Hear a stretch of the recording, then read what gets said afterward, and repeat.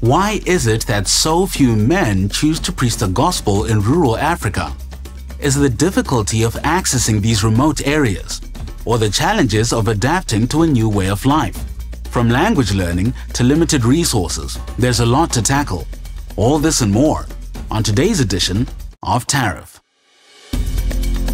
Today is Thursday, August 1st, AD 2024.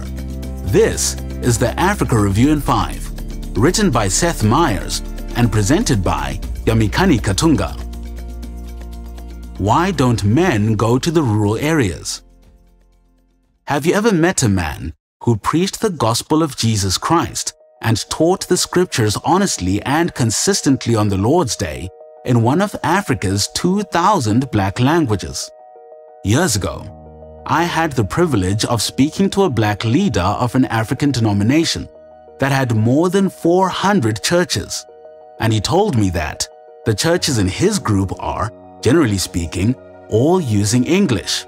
At a different meeting with dozens of African pastors from several countries, I could not find a pastor ministering in a black language. If you haven't met a man like this, that indicates relatively that men are not commonly going to the rural areas. To put it another way, how many churches using English support a missionary or have fellowship with a pastor in a rural area? Why are there so few faithful churches and missionaries using Kalanga in Zimbabwe, Sena in Mozambique, Onsenga in Zambia?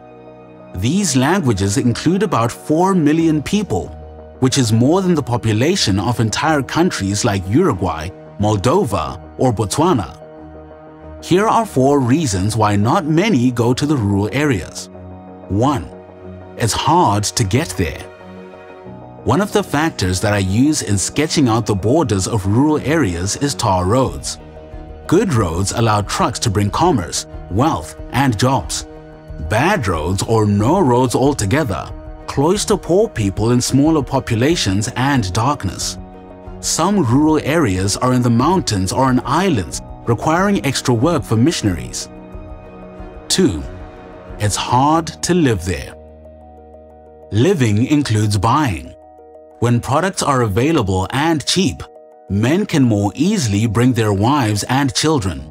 But it's hard to live in places where wealth has not raised the standard of living to within the range that a city-born Christian can flex.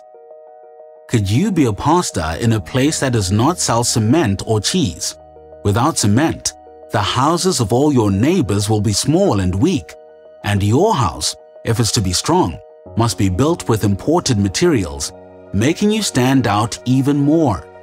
Without cheese, your daily custom of living will be reduced or only maintained as an expensive import. Cement and cheese are just 2 examples which could be replaced as examples by others such as antibiotics, computers, or brakes for a car. Godly Christians from city lifestyles will find it hard to live in rural areas. 3. It's hard to speak there.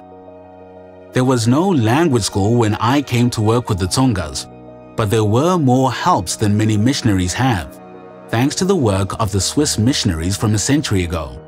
Nevertheless, learning to preach in Tsonga is one of the hardest things I've ever done. Even now, I can't smoothly say progressive sanctification or the 3 persons share one essence or on every chain in hell is stamped the word forever, a quote from Spurgeon. Some difficulties come from the wide gap between my mother tongue and this language, and some come from the vocabulary and syntax of Tsonga itself. But the bottom line is still there. Mastering an indigenous language so that you can teach verse by verse, understand and make jokes, and sympathize at a funeral is very hard. 4. It's hard to evangelize there. In rural areas, education is usually lower, so many struggle to read.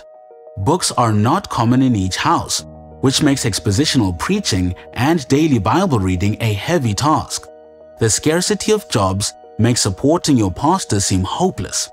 The men show very little interest because they do not want to stand out and begin a new way of life in their mature years. The women show interest in hopes of gaining healing through prayers.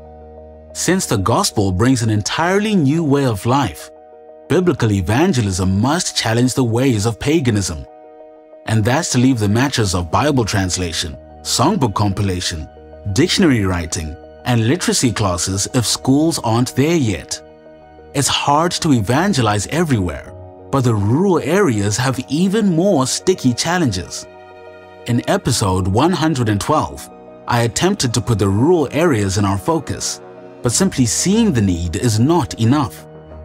There are at least 4 reasons why missionaries have not yet reached the northern section of Mangochi in Malawi with the Yao people. Those reasons could be summarized in the single word: hard. There are godly preachers and missionaries in some rural places, but those few do not change the fact that there are proportionally few because it is profoundly hard.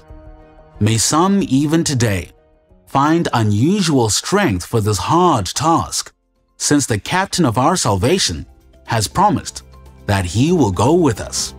And that's it for the Africa Review in 5 on this Thursday, August 1st, in the year of our Lord 2024. Comment with your thoughts on the most difficult part about reaching the rural areas. And don't forget to subscribe to the Missionary Minds podcast on YouTube, Spotify, or Apple Podcasts. I'm Yamikani Katunga. Be not weary in well doing.